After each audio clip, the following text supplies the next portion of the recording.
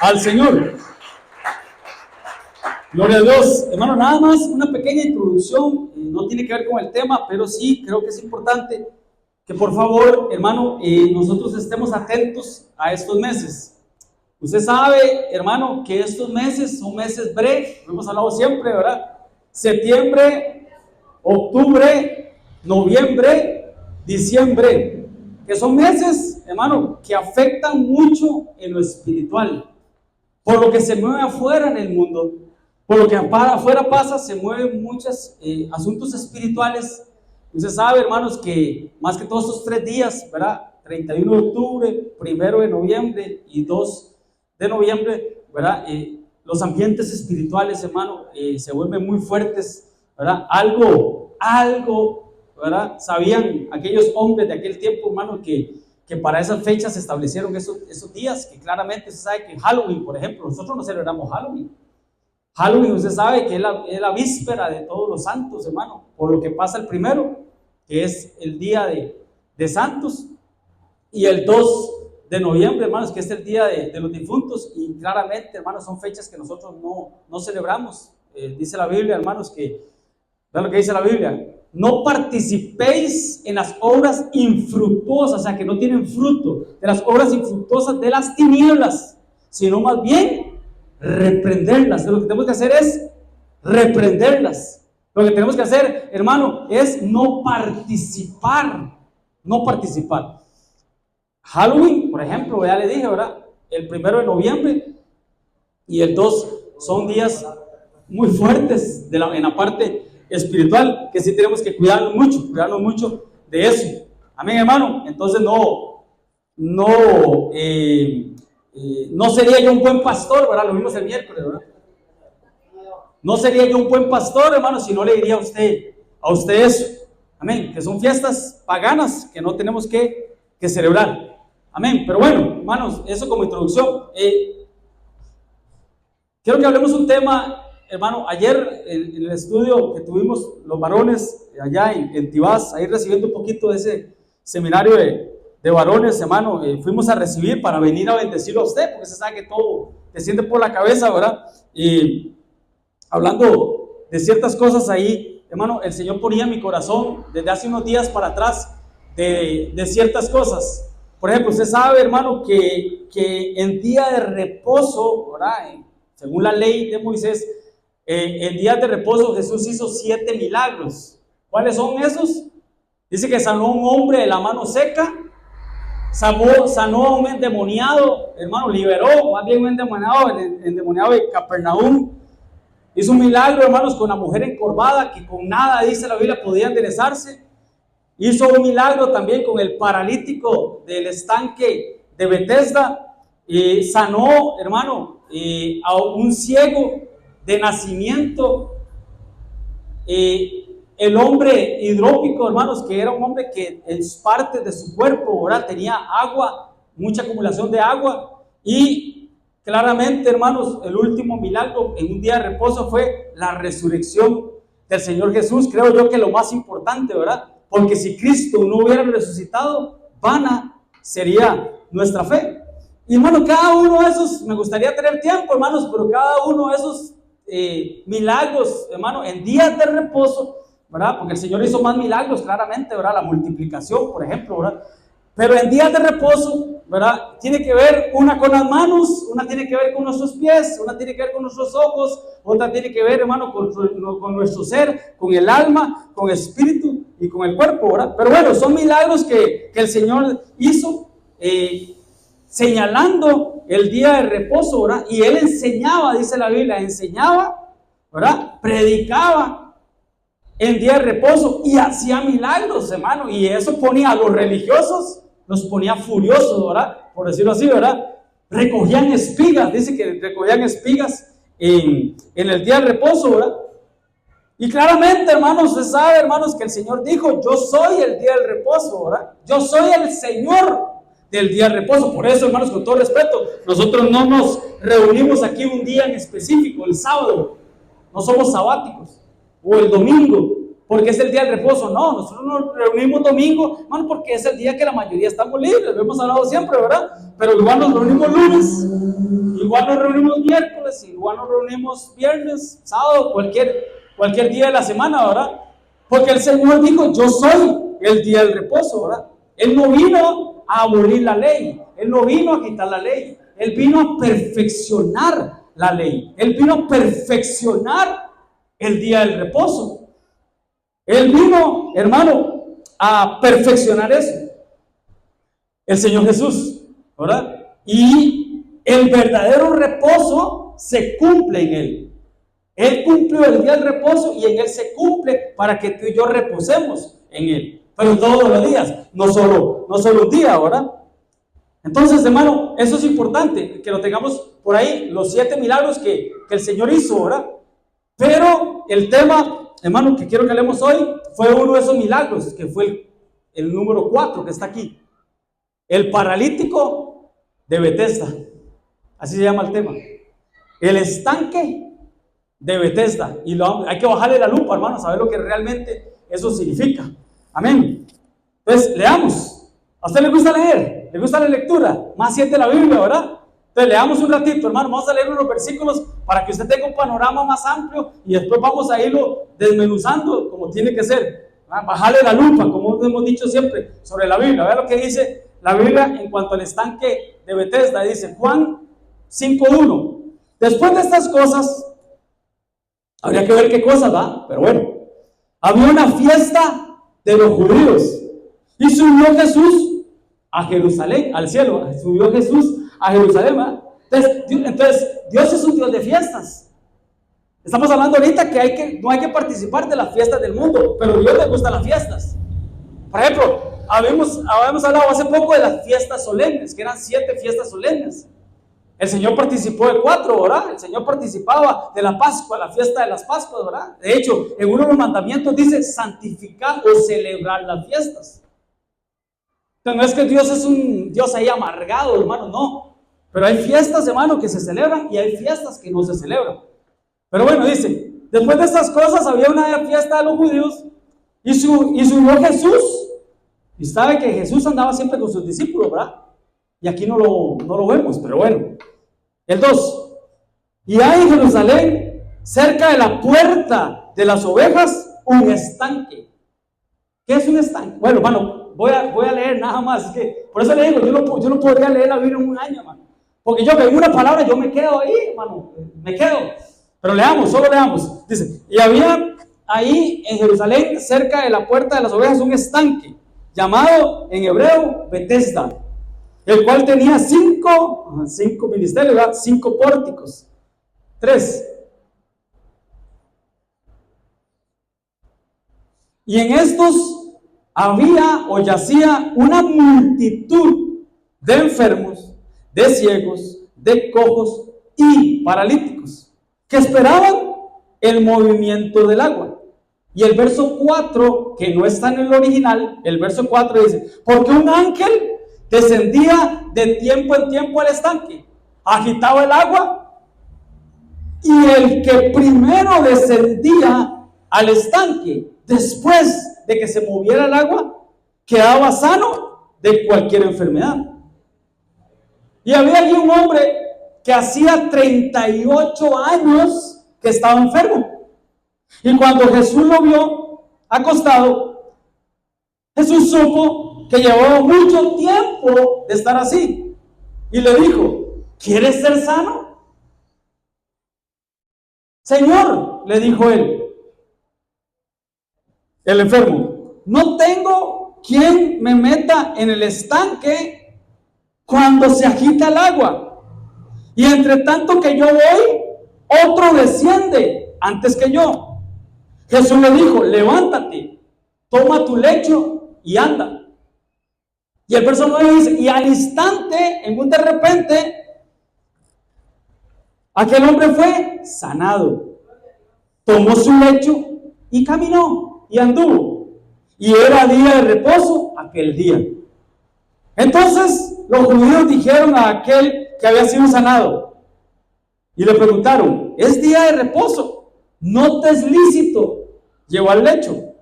Y el verso 11 dice, y él le respondió, yo no sé, el que me sanó, él mismo me dijo dijo, toma tu lecho y camina.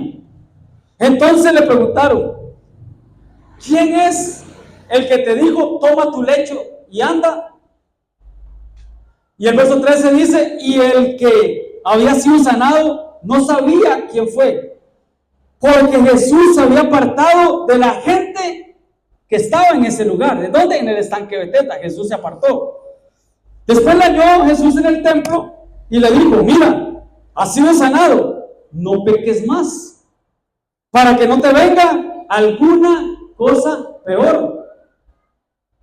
El hombre se fue y dio aviso a los judíos que Jesús era el que lo había sanado.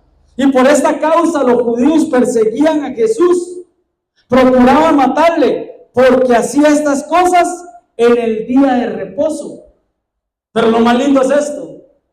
Y Jesús le respondió, mi Padre hasta ahora trabaja y yo trabajo. Y dice el verso 18, por esto los judíos aún más procuraban matarle, porque no solo quebrantaba el día de reposo, sino que también decía que Dios era su propio Padre, y lo más lindo, haciéndose igual a Dios. Porque ¿cuántos saben que Jesús es Dios? Amén. Démosle un aplauso al Señor. Jesús es Dios. Entonces, hay que bajarle la lupa a cada una de esas cosas, hermano. Y hay que ver lo que realmente significa el estanque de Betesda. Hay que estudiarlo. Y ¿sabe qué es lo bonito, hermano? Que este pasaje, ¿verdad? Que fue no una parábola, sino algo cierto que pasó en los tiempos de Jesús, hace más de 2025 años, no tiene evangelios sinópticos. Usted sabe que evangelios sinópticos, en palabras ticas, usted sabe que los 4 evangelios normalmente hablan de la vida de Jesús.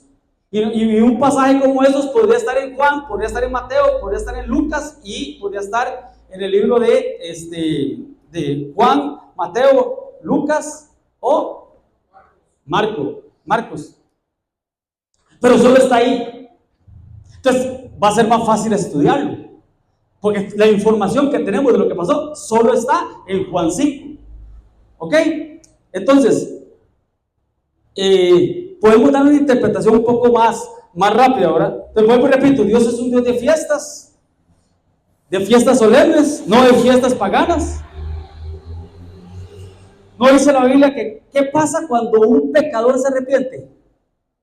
Hay fiesta en los cielos, ¿sí? Pero dice que Jesús subió a Jerusalén. Y me llama la atención, hermano, porque usted sabe que donde Jesús iban sus discípulos. Hasta Judas iba, hermano. Donde él fuera, iban sus discípulos. Y las mujeres que le seguían, entre ellos su madre María, ¿verdad? Donde él fuera. Y aquí, en el estanque de Betesda, no lo vemos. Esto nos da una pista, hermano, de donde quiero que lleguemos. Porque hay que ver qué significa Betesda. Hay que ver qué significa, ¿verdad? Cada una de las palabras que usted ve en la Biblia tiene un significado. Betesda, hermano, ya lo vamos a ver, significa casa de misericordia. No Betsaida. Una vez, Jonathan, tú me hablaste de Betsaida, ¿verdad? Pero no es lo mismo que Betesda, ¿verdad? Son diferentes. Betsaida era camino de pescadores, ¿verdad? Un puerto de pescadores. Por ejemplo, Belén. Belén significa casa de pan. Por ejemplo, Betel significa casa de Dios. Betsaida, ya lo vimos, casa de pesca. Betania, casa de aflicción. Tiene que ver con casa de. Betesda tiene que ver con casa de misericordia. Pero bueno, voy por verso 2. Y hay en Jerusalén, o había en Jerusalén, cerca de la puerta de las ovejas. Tremendo, hermano. ¿Quién es la puerta de las ovejas, hermano? Cristo. Nosotros somos las ovejas. Cristo es la puerta, ¿verdad? Había ahí un estanque llamado en hebreo Betesda, el cual tenía 5 pórticos. ¿Qué son pórticos, hermano? Como puertas, por decirlo así, pero de aquellas que son como una antesala, aquellas que tienen columnas, hermano, y tienen como un techito, ¿verdad? Para no mojarse, por decir algo, ¿verdad? Algo así, es como una entrada, por decirlo así. Tenía 5 pórticos, hermano. Betesda, ya lo dijimos, ¿verdad? Casa de misericordia, ¿verdad?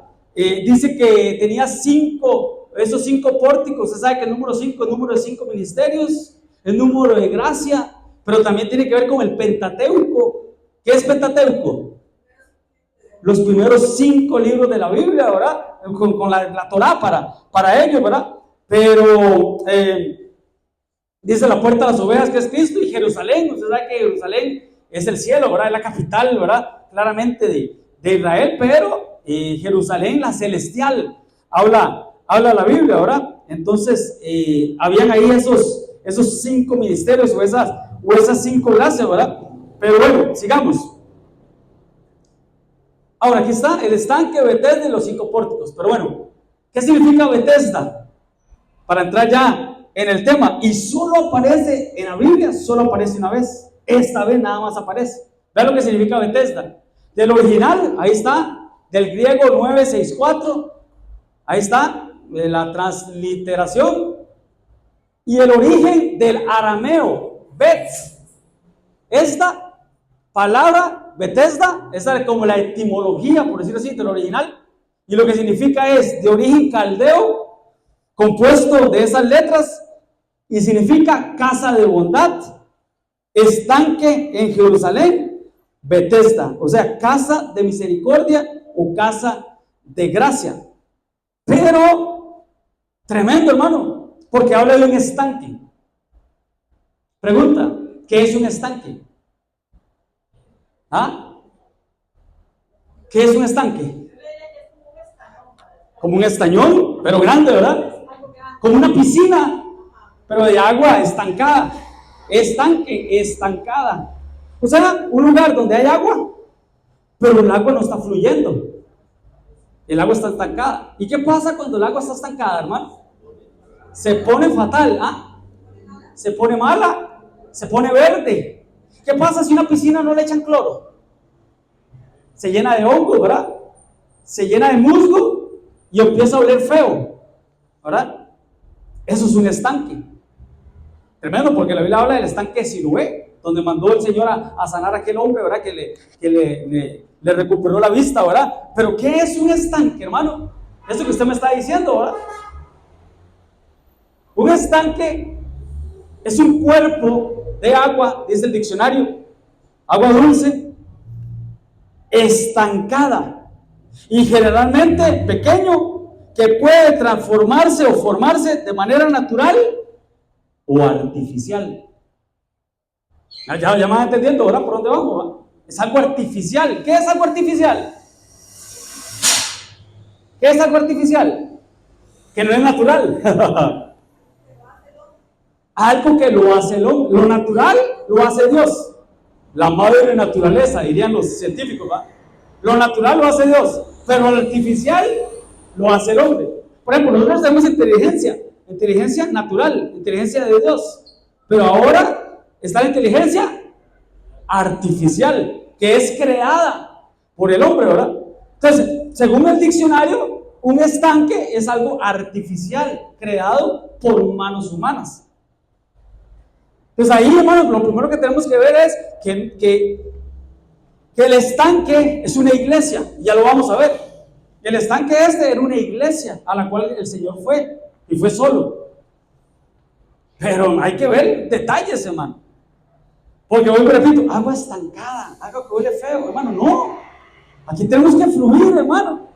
Aquí tiene que fluir la alabanza, aquí tiene que fluir la adoración, aquí tiene que fluir sus cánticos, aquí tiene que fluir su expresión para con Dios, tiene que fluir muchas cosas, hermano, porque Dios no es de agua estancada. Dice la Biblia que el que cree en mí, dijo Jesús, el que cree en mí, ¿cómo dice la Escritura? Que dice, de su interior correrán ríos de agua viva. Entonces una cosa es, hermano, que corran ríos de agua viva, y otra es que se estanque, hermano.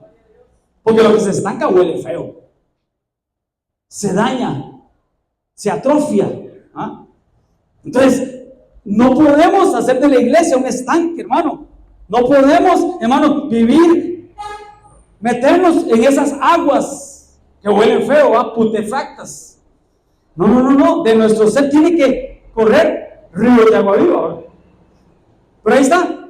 Entonces, el verso 3. Y en esto yacían una multitud. Qué tremendo, hermano.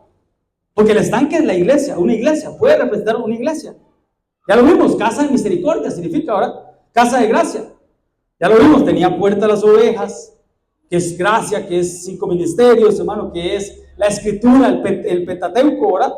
Pero vean qué tremendo, dice, yacían en ese lugar multitudes, enfermos, ciegos, cojos y paralíticos.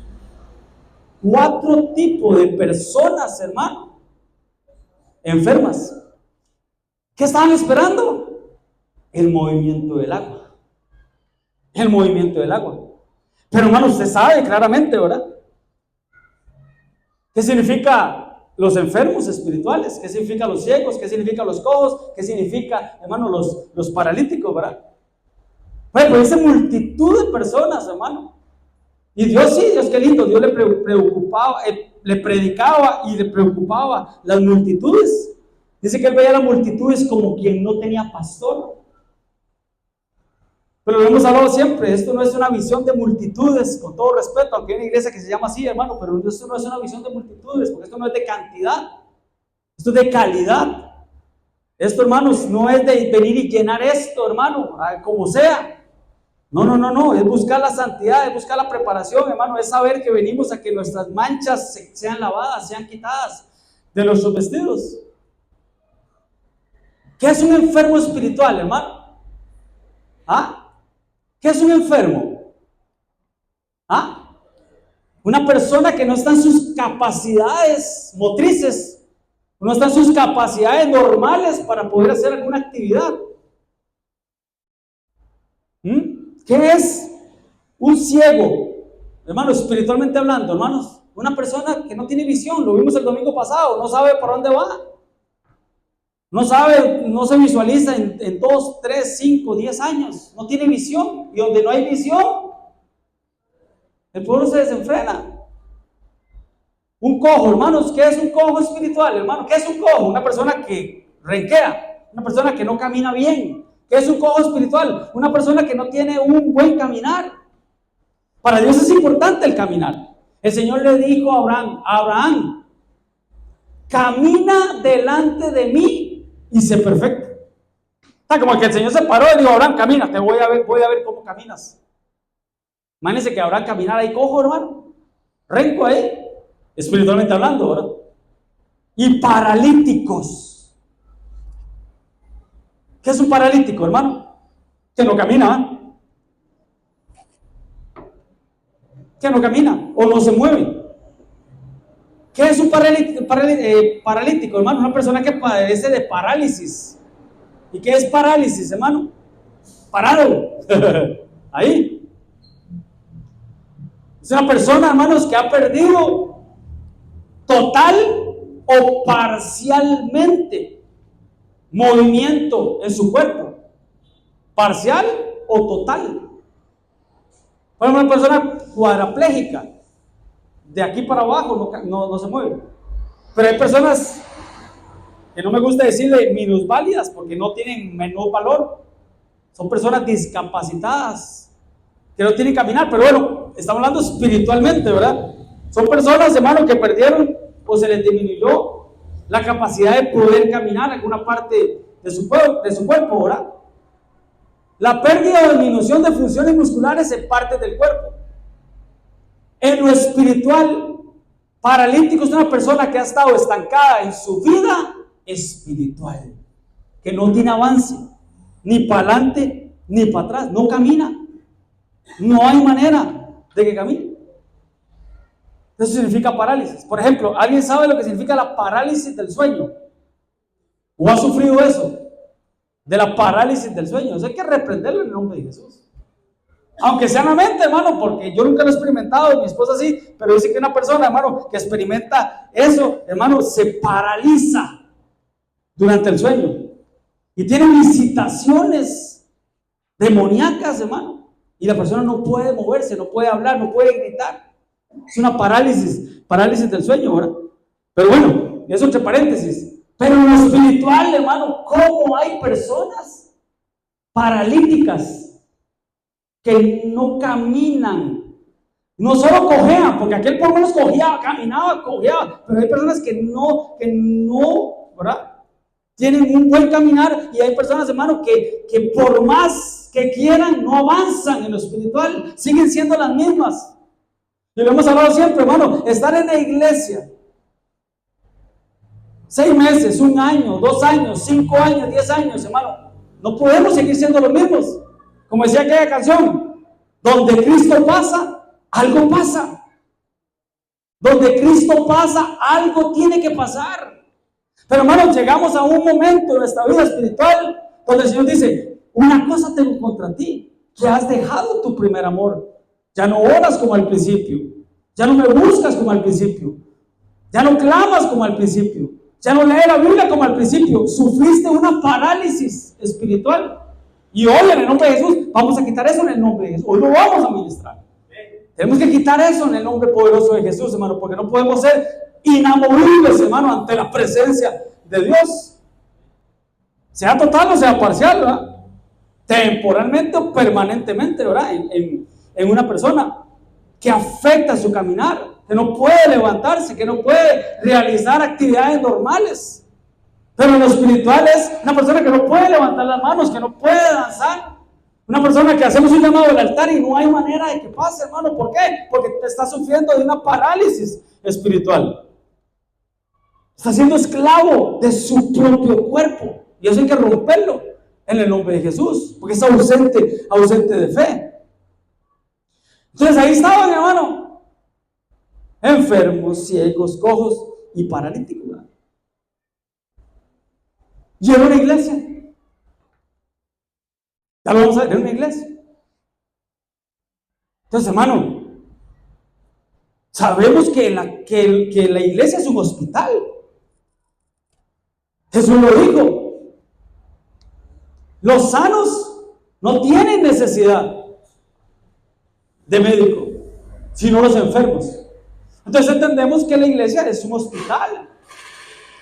Hermano, lo que no se vale es estar años en la iglesia, meses en la iglesia, décadas en la iglesia y seguir siendo los mismos desde que llegamos.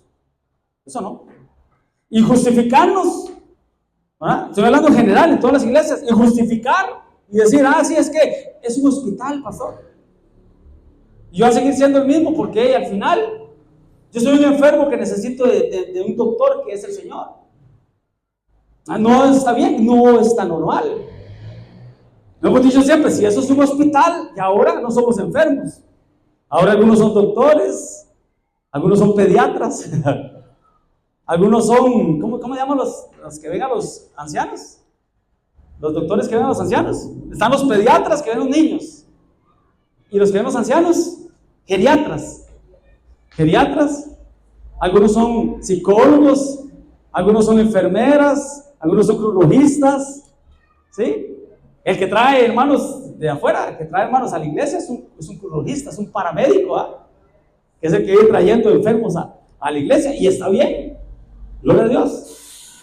Pero hermano, obviamente tenemos que sanarnos. Obviamente usted no va a estar metido en el hospital ahí, hermano, 10 años. ¿Y por qué a veces en la iglesia así? Rapidito, hermano, en el hospital lo estabilizan y rapidito lo mandan para casa. No, ya se está bueno, ya se está sano. ¿Y por qué en la iglesia no? ¿Por qué en la iglesia, no aquí, ¿verdad? Se encuentran enfermos, se encuentran ciegos, se encuentran cojos, se encuentran paralíticos, que estaban esperando algo, un movimiento del agua, pero eso no era de Dios, ya lo vamos a ver. Porque, hermano, ¿qué pasaba con la cueva de Adulán? ¿Ustedes se recuerdan la cueva de Adulán, verdad? ¿Qué pasaba con la cueva de Adulán? David, hermano, se sabe, huyó, estaba huyendo, hermanos, de Saúl, que lo quería matar, del rey, hermano, se encuevó en la cueva de Adulán. Y cuando los hermanos y la casa de su papá supieron, llegaron donde él, pero no solo él. ¿Quiénes llegaron a la casa de Adulán? Afligidos, endeudados y personas amargadas a la casa de Adulán. Pero ahí estaba David, que tipifica a Cristo. Y esas personas salieron de deudas, salieron de amargura, hermano, y salieron de aflicciones. porque en verdad era una casa de Dios, Cueva de Adulán. Lo que hubiera estado normal es que siguieran todos siendo igual, llorando años y años, llorando por lo mismo, ¿ah? Entonces, tremendo, porque hay iglesias que se llaman Cueva de Adulán, ¿verdad? Tremendo, pero bueno, ahí cada quien con su rema, ¿ah? Pero Bethesda era una iglesia que por cierto, están de moda ahorita. Están de moda. Iglesias que entretienen, iglesias novedosas, iglesias emergentes, así se le llama, que están emergiendo, que son de la última moda, ¿verdad? Que no se sujetan, hermano, a principios bíblicos establecidos. Lo vimos el viernes en Corderitos, ¿verdad? Que la mujer que ahora profetiza que se cubra la cabeza, pero que si el hombre se cubría la cabeza para orar y profetizar nada más, ofendía a su cabeza, que era Cristo. Y con todo respeto, usted ahora ve iglesias, hermano, donde eso le da igual, aunque se estableció una palabra. Donde con todo respeto, hermano, ya no hay púlpitos, hermano. Ahora lo que hay es una planta ahí de DJ. Donde ya no hay pastores, ahora lo que hay son coach, ¿cómo es? Coach de vida. Con todo respeto, que ponen el púlpito en el centro y alrededor las sillas, hermano. Y lo que hacen es entretener a la gente. Y ahí están en esas iglesias, hermano, multitudes. Pero eso sí, enfermas, ciegas, con un mal caminar y paralíticos espirituales. Yo no quiero eso para esta iglesia, hermano. Yo como pastor, yo no quiero esto para esta iglesia. Lo vimos el miércoles. ¿Qué pasó, hermanos, con los perros? ¿Qué pasó con Lázaro? Dice que Lázaro, hermanos, era un pobre, un mendigo, hermanos, que estaba a la casa, a la mesa del rico, que hacía banquetes espléndidos, hermano, y aquel deseaba saciarse con las migajas de pan que caían de la mesa. Y dice que él estaba ahí, hermano, pero en su condición, él estaba todo lleno de llagas en los pies, espiritualmente hablando, enferma. Y qué tremendo, hermano, porque dice que venían los perros, así dice la Biblia, venían los perros y le lamían, todos aquí, le lamían las llagas. Y lo vimos el miércoles, los perros son falsos pastores. Quiere decir que los falsos pastores lo que hacen es lamerle las llagas a las personas, pero no las curan, no las sanan. Y con todo respeto, yo como pastor, yo no quiero lamerte las heridas, hermano.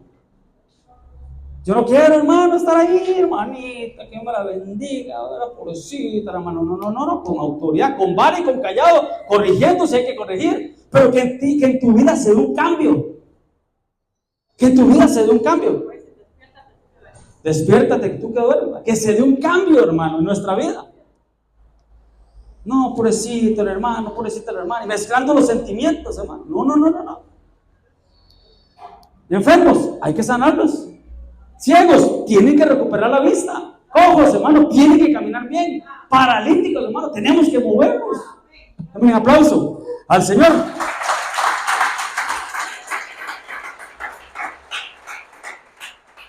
Entonces, hermano, con todo respeto, no estoy hablando mal de nadie, no he dicho nombres de iglesias, pero guarde para su saco. Guarde para su saco. No podemos estar, hermano, ahí, que nos entretengan, hermano. Con mensajes ahí de 20, 30 minuticos, hermano, ahí, mensajitos, hermano, ahí. Y vaya tranquilo, papito, siga pecando, siga haciendo lo que usted quiera, no importa si usted es santo o no, haga lo que quiera, tráigame su diezmo, sí. No, antes que el diezmo, hermano, antes que la ofrenda, a mí me importa más su alma, porque tengo que dar cuentas. Nosotros como pastores tenemos que dar cuentas de usted que decidió aceptar nuestro pastorado. Gloria a Dios por eso, hermano. Tenemos que dar cuentas.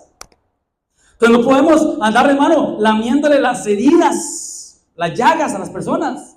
No. Tenemos que sanarlas. ¿Y cómo se sanan, hermano? Con aceite y con vino. Pero bueno, volviendo al estanque de Bethesda, iglesias, hermano, religiosas, legalistas también, es que son extremos, ¿verdad? O de mucho libertinaje, que da mucha libertad al pecado y que hagan lo que quieran.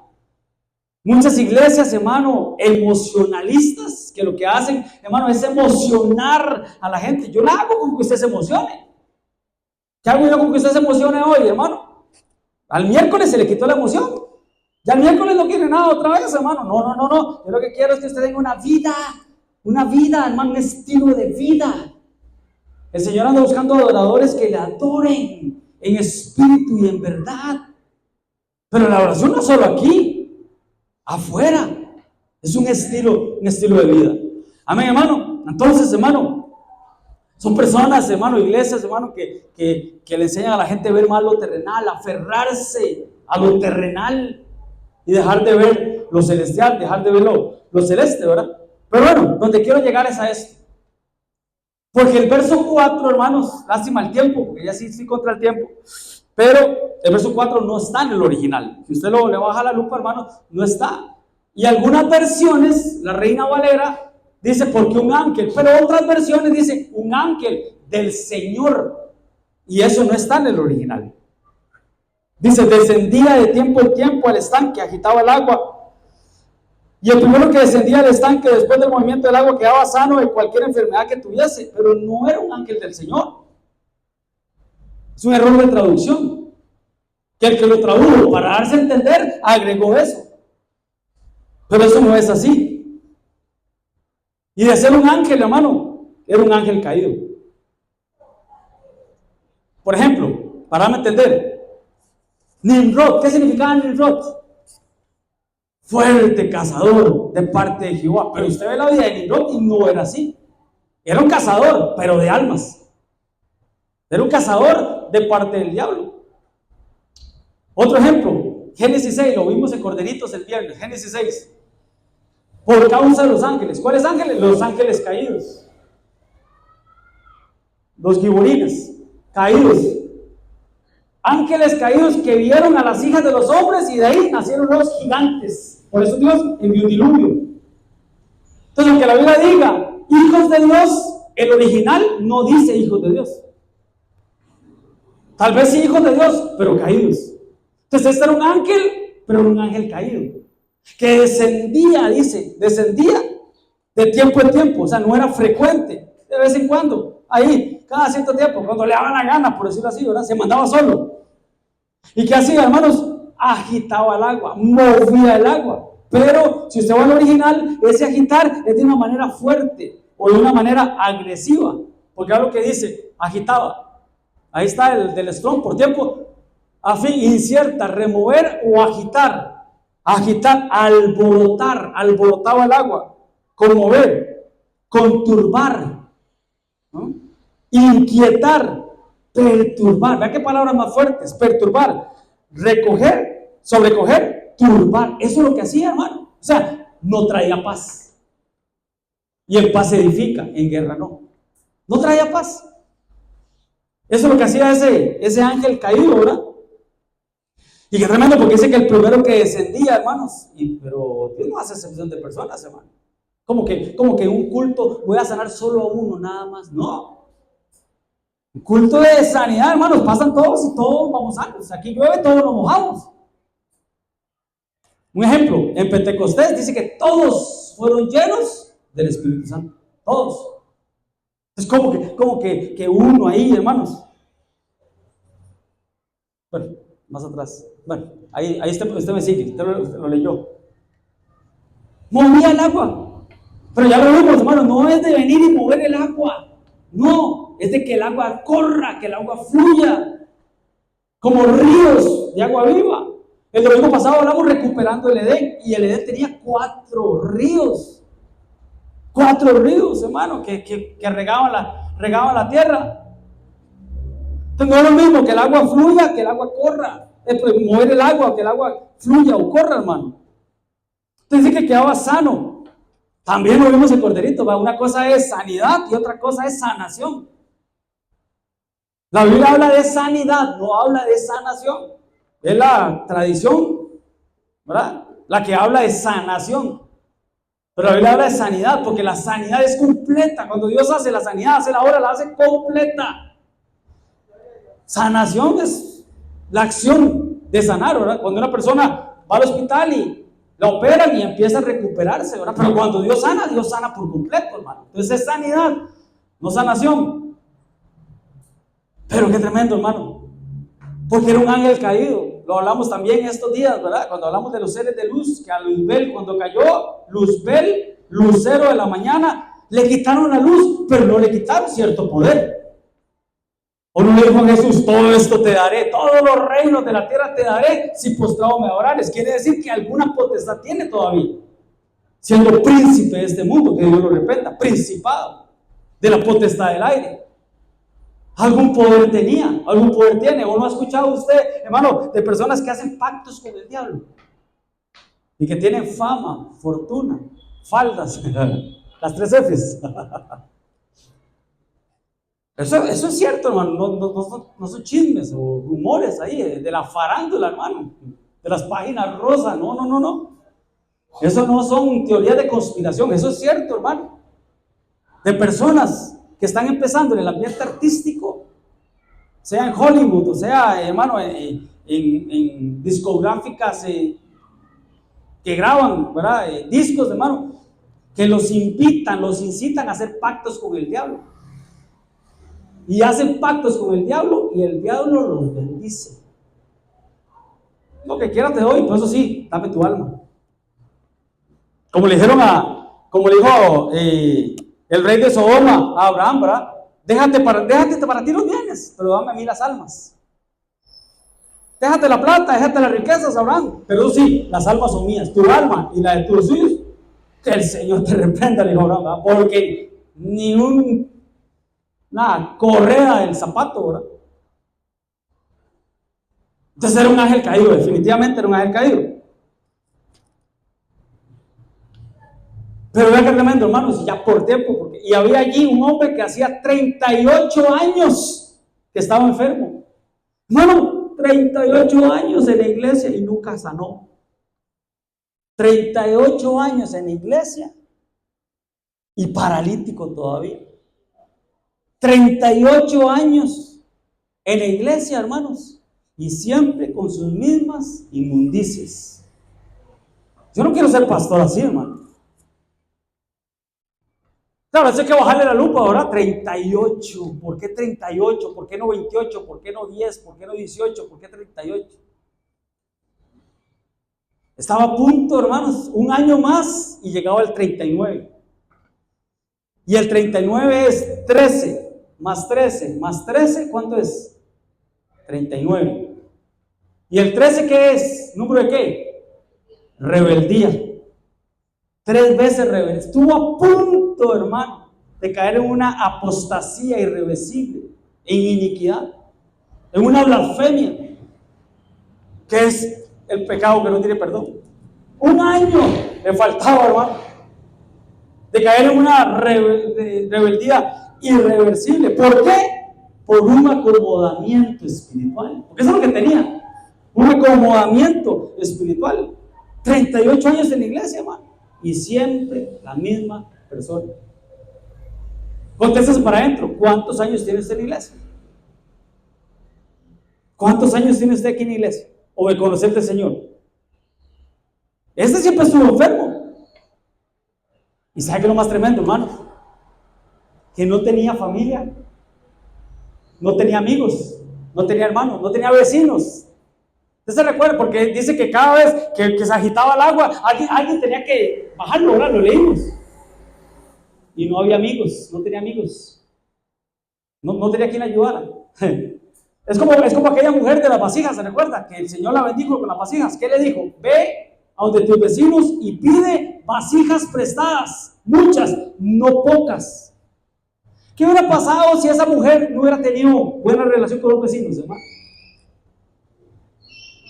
Nadie le da la vasija, no hubiera podido ser bendecida, no hubiera podido ser próspera, no hubiera vasijas para que el Señor derramara de su aceite, porque cuando llegó la última, paró de cesó el aceite, paró el aceite. Claro, hay un secreto bonito ahí para los que ministran las ofrendas.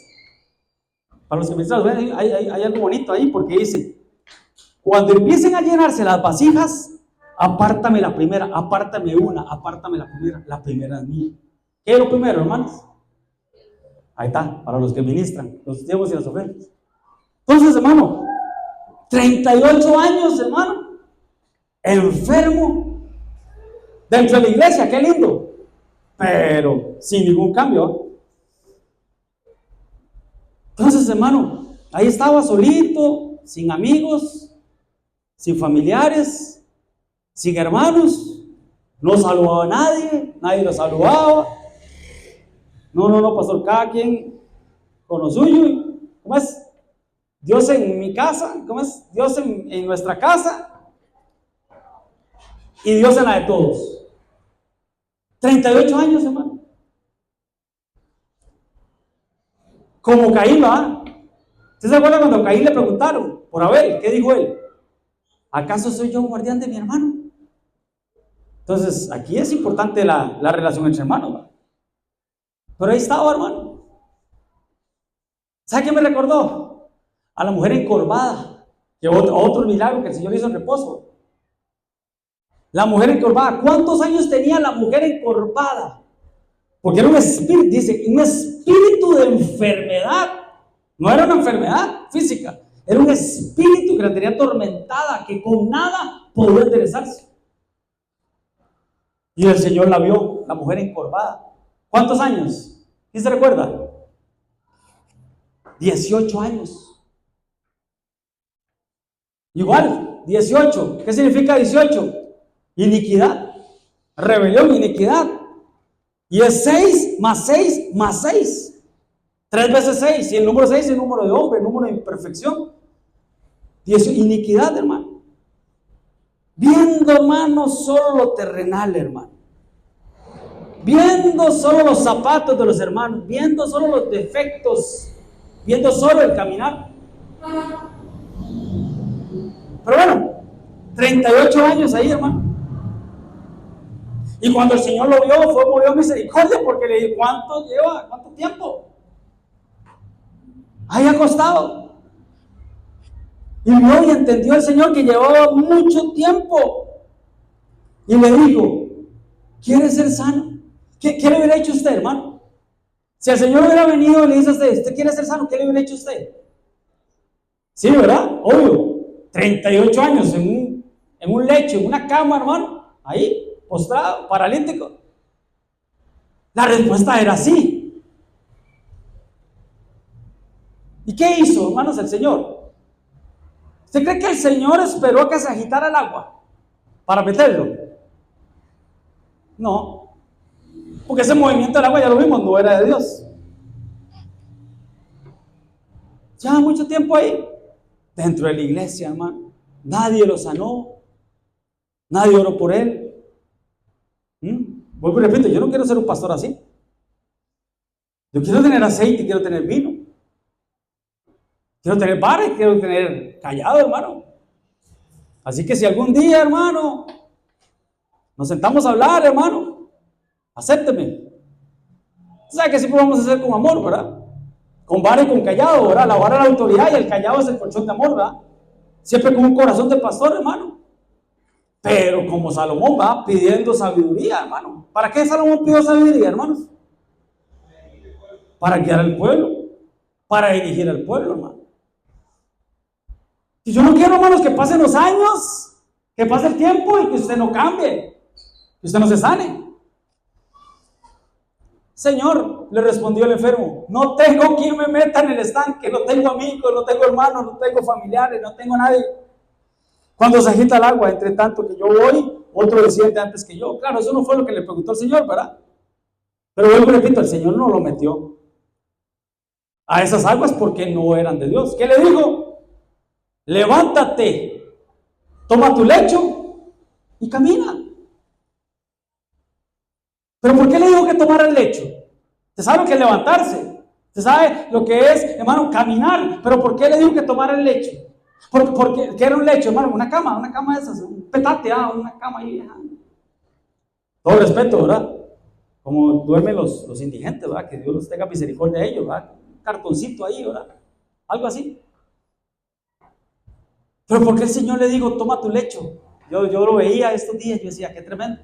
Porque a la mujer samaritana le dijo, deja tu cántaro, o ella dejando el cántaro. Se fue a Samaria. Entonces hay que dejar ciertas cosas, ¿va? Porque el Señor le dijo, toma tu lecho. Porque ese era su testimonio. Porque cuando él iba caminando con el lecho, los primeros que lo pararon a preguntarle por qué llevaba el lecho eran los religiosos del momento. Entonces era una señal de testimonio que él estaba dando de la sanidad que Dios le estaba dando. Un testimonio público, hermano. Pero eso sí, el Señor le dijo, te voy a sanar, pero eso sí, primero levántate.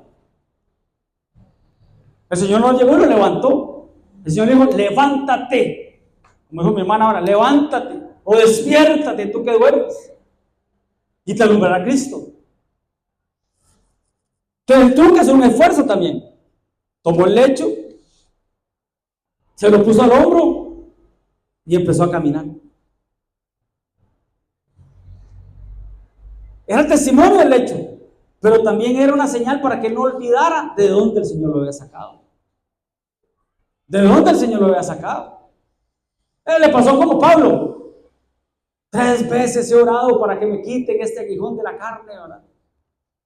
Y el Señor le dijo, no, bástate mi gracia, porque mi poder se perfecciona en tu debilidad. Ese aguijón en la carne para Pablo era por la revelación que él tenía ahora. Entonces podemos decir que el lecho para aquel era un aguijón, para que no olvidara de dónde Dios lo había sacado, ¿verdad? Definitivo. Pero bueno, al instante aquel hombre fue sanado sin meterlo al agua. Fue sanado. Tomó su lecho, caminó y era día de reposo. Pero dice al instante, en un de repente, después de esperar 38 años, hermano, metido en un sistema religioso, en un sistema novedoso, hermano. En el día del reposo, el Señor lo puso a caminar. Pregunta, para el caminante, ¿cuál puede ser su reposo? ¿Ah?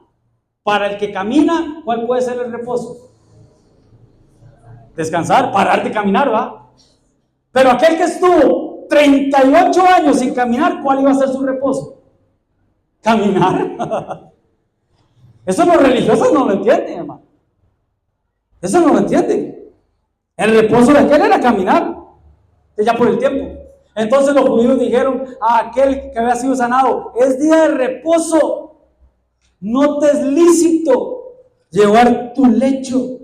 Ahí vemos religiosidad, vemos legalismo, ¿verdad? Vemos, hermano, las señales del último tiempo, ¿verdad? Pero el verso 11 dice, él le respondió, el que me sanó, él mismo me dijo, toma tu lecho y anda. Entonces le preguntaron, ¿quién es? ¿Quién es el que te dijo, toma tu lecho? Y aquel no sabía, hermano. No sabía que había sido Jesús. A veces Dios hace cosas, hermano, y ni cuenta nos damos. Y a veces Dios hace cosas y no le damos la gloria, no le damos la honra al Señor. O tal vez no ha llegado la revelación, que a veces no llega, ¿verdad? Pero bueno, pero donde quiero llegar es a esto. Después le halló Jesús, ¿dónde? En el templo. Ya no lo vio en el estanque. Ya no lo encontró en el estanque. ¿Dónde lo halló? En el templo. Ahora sí, ya estás en el lugar correcto. Allá donde estabas, no. Ahí estuvieras otros 38 años y nadie te iba a sanar. Ahora sí estás en el lugar correcto. Estás en el templo. Y le dijo, eso sí, mira, has sido sanado, no peques más. Qué tremendo. Paralítico, 38 años, qué pecado pudo haber tenido, hermano. Fue lo que le dijo a la mujer. ¿Dónde están los que te apedrean? Nadie te apedrea, yo tampoco. Eso sí, ve y no peques más, para que no te venga alguna cosa peor. ¿Cuál pudo haber sido el pecado de este hombre, hermano? Estar en el lugar incorrecto. Ya no estaba en el estanque, ahora estaba en el templo. Ya no paralítico, hermano, que el pecado era lo que lo estaba deteniendo, ¿verdad? Ahí se cumple la palabra que le dijo aquel, ¿verdad? Sal de ella, pueblo mío, ¿verdad? Y vuelvo y repito, no estaban los discípulos ahí. Y le digo, para que no te venga alguna cosa peor. O sea, no nos devolvamos al pasado. No olvidemos de dónde Dios nos sacó, porque dice la Biblia que Él nos sacó del lodo cenagoso. Del estanque el Señor nos sacó. Del lecho de esclavitud nos sacó el Señor. Y ahora ese lecho era el testimonio, hermano, era la bandera, hermano, del testimonio de lo que Cristo hizo en Él. Pero ya no iba a estar más en un estanque, hermano, que nunca iba a ser sano. Ahora de su interior corrían ríos de agua viva. Entonces, hermano, no podemos olvidar de dónde Dios nos sacó. No podemos ser como el perro, hermano, aprovechando que estamos estudiando eso, ¿va? Dice que el perro vuelve a su vómito. Qué tremendo, hermano, porque ¿qué es vómito, hermano? Perdón, yo que vamos a almorzar, pero ¿qué es vómito, hermano? Lo que salió de nuestro cuerpo que nos hizo daño. Muchas veces en lo espiritual somos iguales, hermano. Queremos volver donde nos hizo daño. Queremos regresar, hermano, donde el enemigo se encargó de dañarnos y casi matarnos, dejarnos como aquel casi medio muerto hasta que llegó el samaritano a rescatarlo. O como el chanchito, dice que la puerca, el chanchito lavado, hermanos, vuelve a recortarse, a revolcarse otra vez en el barro, en el lodo cenagoso. Así es el necio, dice la Biblia ahora. No podemos, hermanos, regresar. Volver a comer lo que nos hizo daño. Regresar o retornar donde Dios nos sacó. A esas aguas estancadas, a esas aguas putefactas, a esas aguas movedizas, hermano. Que era difícil salir, pero el Señor nos sacó. Del pozo de la desesperación, dice la Biblia, de ahí nos sacó el Señor. De ahí nos sacó.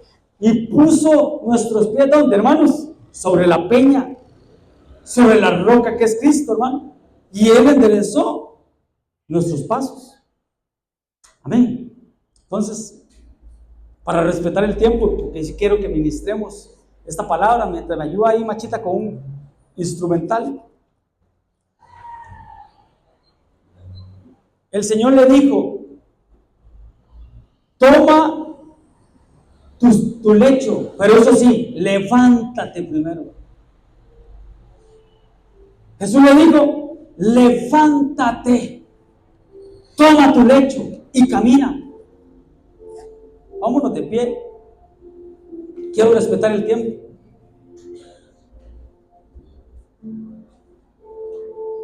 Jesús le dijo: levántate, toma tu lecho y camina.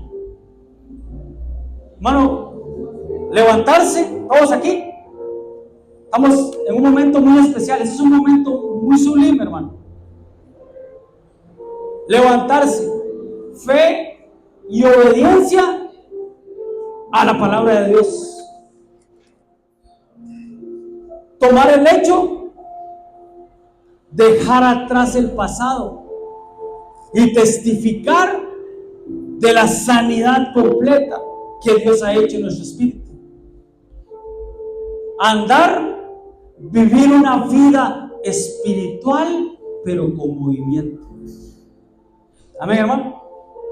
Entonces, yo te voy a invitar de que pases al altar.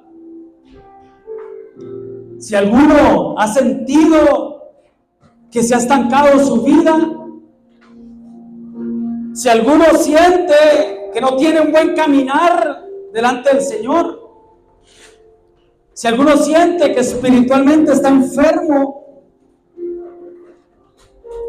si alguno siente que todavía cojea, que no tiene un buen caminar, que un día está en el mundo, otro día está en la iglesia, pero otro día quiere estar en el mundo, ven delante del Señor, levanta tus manos y dale gracias. El Señor te dice: levántate,